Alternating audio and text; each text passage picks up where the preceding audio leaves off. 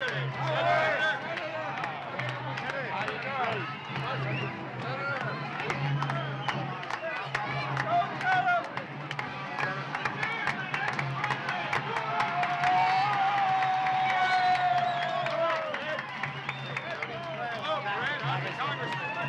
Jack. How are you? How are you? How's everything? How's the Congressman? Hi, Jack. How are you? Good, Jack. How'd you feel? Good. Victory! Victory! We want McGovern! We want McGovern! We want McGovern! 1, 2, 3, 4. Who are we for? McGovern! McGovern! McGovern!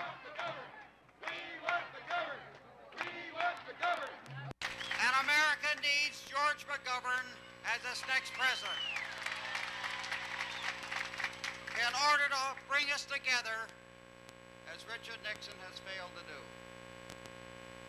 Before I start talking, though, on the national situation, sitting in the front row here on this platform are the Democrats who represent this district, who work in the state legislature and the state senate. And that's the choice. You know, I've been traveling through Pennsylvania.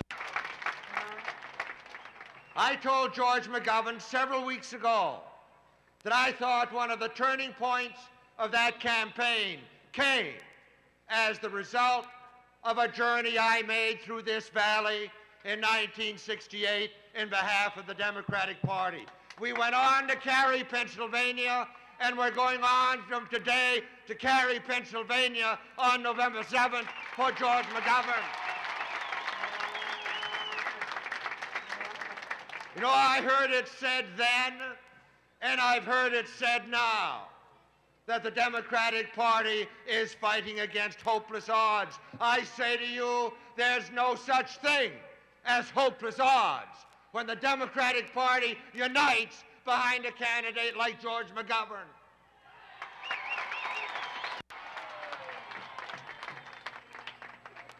But I don't have the privilege of introducing George McGovern to you today, but I do have the privilege of...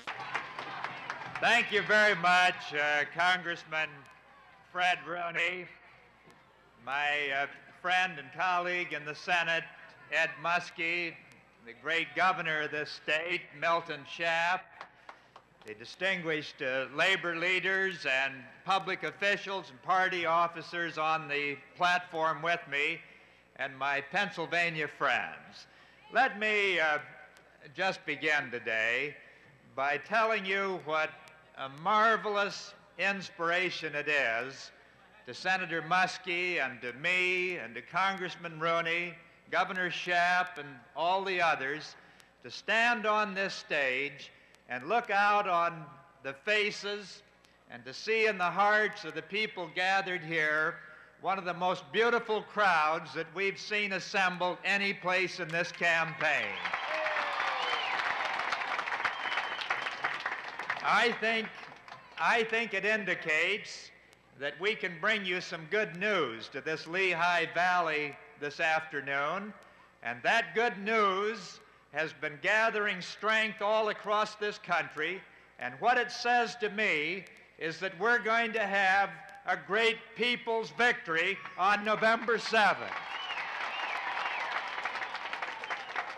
I don't believe in the Gallup poll.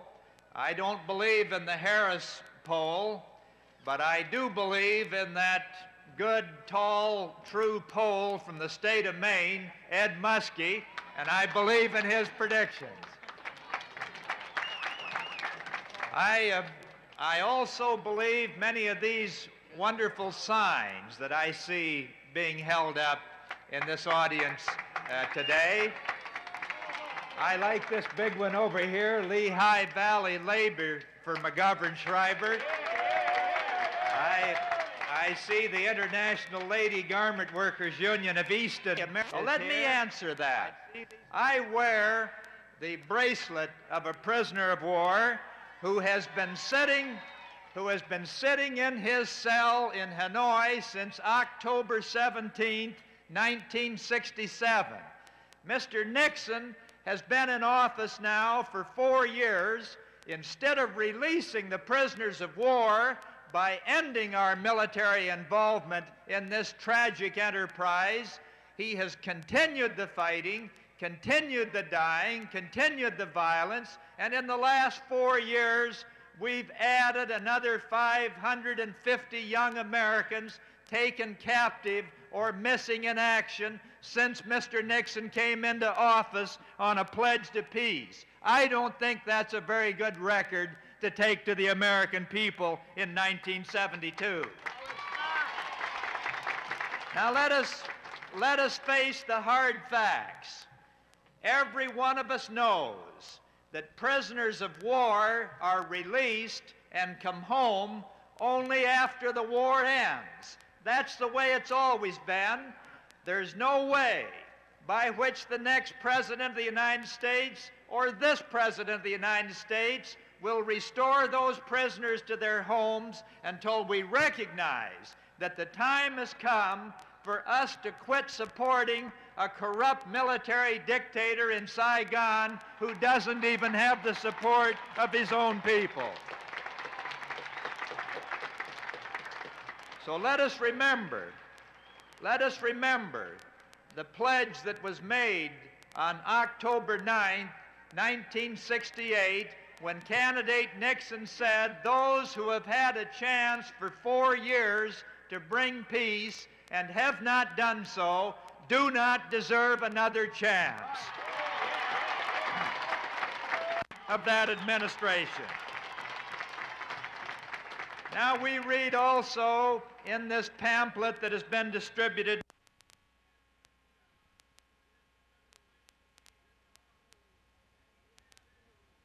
you would like to, if elected president, remove the wage and price controls. Could you tell us what you would do? I would like to have standby authority to roll back unjust wage and price increases to get back to the kind of guidelines that President Kennedy had 10 years ago. And how do you feel about the American reaction to Watergate? Well, I think it's building up. I think the American people are more and more disturbed about it. You think it'll help you? I think it'll help defeat Mr. Nixon, yes. Thank you, Senator.